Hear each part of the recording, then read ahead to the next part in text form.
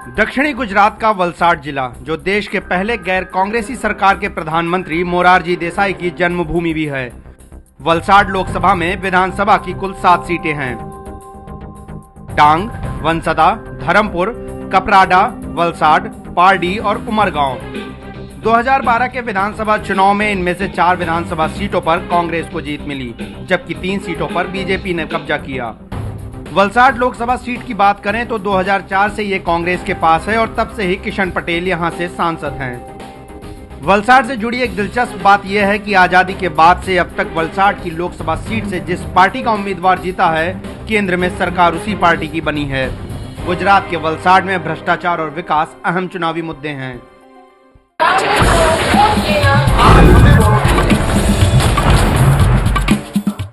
नमस्कार, मैं हूं ब्रजेश कुमार सिंह। कौन बनेगा प्रधानमंत्री की नुक्कड़ बहस की गुजरात में शुरुआत करते हुए हम हैं दक्षिण गुजरात के वलसाड शहर में। जी हां, वलसाड शहर जो कि वलसाड लोकसभा कंस्टिट्यूंसी के अंदर आता है और इस वलसाड का खास महत्व है।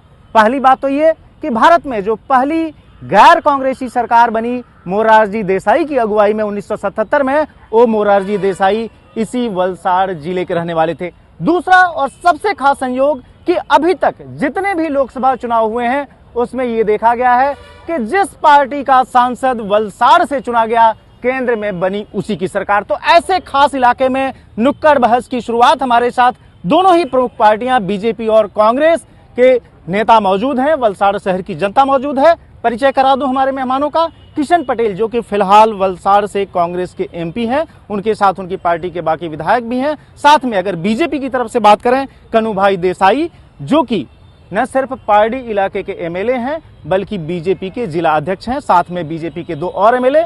और इस तरीके से अब किशन भाई, कौन बनेगा प्रधानमंत्री? आप जानते हैं, आपने ही अभी बताया कि जो वलसाड के चुनकर जाते हैं उसकी ही गवर्नमेंट बनती है। अभी तक 2 बार मैं गया तो हमारी गवर्नमेंट है। इस बार मुझे फिर से जाना है और फिर से जाके राहुल गांधी को प्रधानमंत्री हमको बनाना है। कन्हू भाई, बहुत बड़ी जिम्मेदारी है आप लोगों पर। बीजेपी ने जिस आदमी को पीएम कैंडिडेट के तौर पर खड़ा किया है वो नरेंद्र मोदी गुजरात से हैं, और ऐसे में अगर उनको प्रधानमंत्री बनना है तो जो वलसाड का रिकॉर्ड है वो सीट आपको बीजेपी की झोली में देनी पड़ेगी। किशन भाई कह रहे हैं नहीं जाएगी सीट बीजेपी के पास, कैसे करेंगे आप? मेरा बोलना यही है कि वलसाड का नहीं, पूरा देश का इतिहास बदलने वाला है। और जो 97 में हुआ था, 1977 में हुआ था, जो हुआ था वो पूरा परिवर्तन था। आज पूरा देश में एक परिवर्तन की लहर आई है, वो आंधी बन गई है और आने वाला टाइम में वो सुनामी बनने वाला है। यहाँ वलसाड में हमारी एमपीएस की सीट में 4 विधायक जीत कर आए हैं और गुजरात में जो होगा, लेकिन वलसाड की सीट हम जीत के दिल्ली में बताएंगे और यूपीए 3 बनाएंगे। और हमारा एमपीएस का उसका जो काम बोल रहा है, ये काम के हिसाब से सब आम जनता कांग्रेस को वोट देंगे और हमारा आम जनता कांग्रेस को वोट देगी, ये दावा है कांग्रेस का। आप लोग जाहिर है इस वलसाड जिले में 3 विधायक जो हैं, जो कंस्टिट्यूएंसी है उसमें बीजेपी के हैं। आप लोग कैसे मोदी का गोल अचीव कर पाएंगे? 272 प्लस है, उसमें वलसाड को डाल पाएंगे? देखिए, पहली बात तो कोई चले या न चले, लेकिन पूरे देश की नरेंद्र भाई के साथ चल रही है। अब जनता पूरी नरेंद्र भाई के साथ है। अभी पूरा देश में ऐसा माहौल खड़ा हुआ है कि देश का प्रधानमंत्री जो नरेंद्र भाई बनेगा तो ही देश की प्रगति हो सकती है। और वलसाड की जब बात करता हूँ, वलसाड में और पूरा गुजरात में जैसे मोरारजी भाई वड़ा प्रधान बनने को बना था, उसी तरह गुजरात का एक व्यक्ति वड़ा प्रधान बन रहा है। इसलिए सब जनता ने एक्सेप्ट कर दिया है। इवन कांग्रेस का एमपी ने भी एक्सेप्ट कर दिया है। ये सवाल पूछना चाहता हूँ कि क्या वलसाड का विकास हुआ है? इतना हाई प्रोफाइल कंस्टिट्यूएंसी रहा है। आप लोग बताएं, महिलाएं भी हैं बड़ी तादाद में यहाँ पर।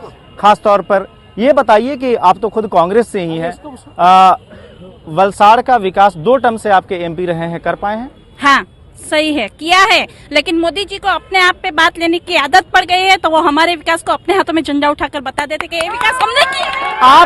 आप लोग जो है, जो केंद्र की योजनाएं हैं उसको अपने नाम पर कर लेते हैं और इस तरीके से विकास गुजरात सरकार की तरफ से बता देते हैं। क्या कहना है आपका? मैं आपको ये कहना चाहती हूँ, अगर केंद्र सरकार हर जगह पे पैसा तो देती है, तो जितना विकास गुजरात में हुआ है उतना और जगह जहाँ पे कांग्रेस की सरकार है वहाँ क्यों नहीं हुआ है?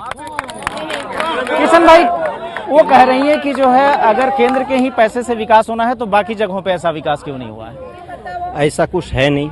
गुजरात में जो बताने की जगह है वो आप गांव में जाओ, लास्ट एरिया में, वहाँ रास्ता नहीं है, पानी नहीं व्यवस्था है, शिक्षण का अभी जो जितनी स्कूलें हैं, प्राथमिक शालाएं हैं, उसमें अभी पूरा शिक्षक नहीं है। एक 7 धोरण की स्कूल है, उसमें एक शिक्षक काम कर रहा है। मैं देख रहा हूँ विकास की बात बड़ी बड़ी करते हैं, मतलब विकास कुछ है नहीं पूरा गुजरात में, हो तो मुश्किल काम है।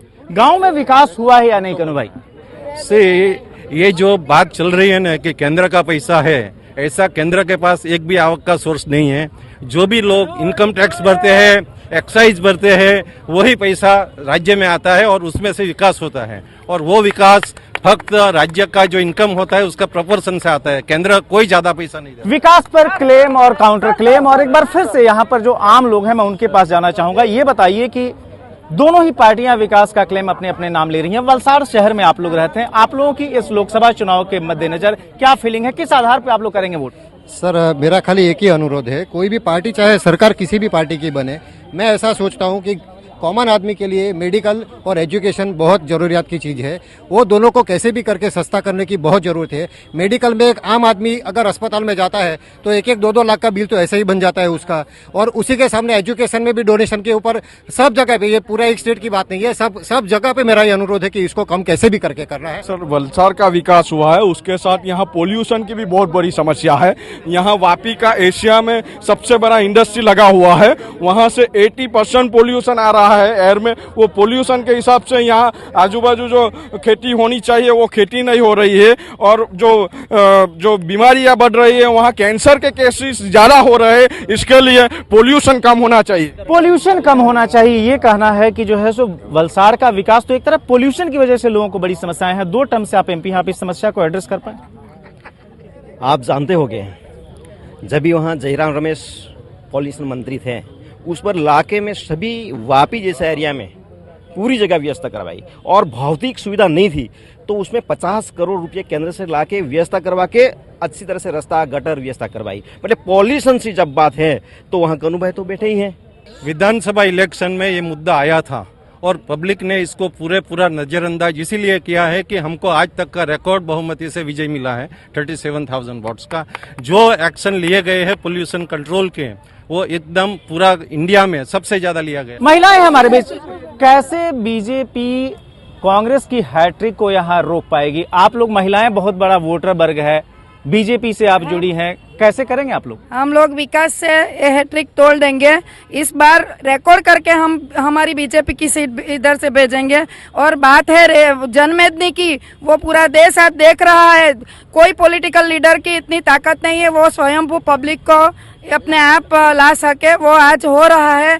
सब देश का देख रहे हैं वो दोनों पार्टियों के ही अपने अपने दावे आपने देखा, लेकिन आज की इस नुक्कड़ बहस में इतना ही। काफी जबरदस्त उत्साह है दोनों पार्टियों के बीच। वलसाड़ शहर की जनता ने भी यहाँ पार्टिसिपेट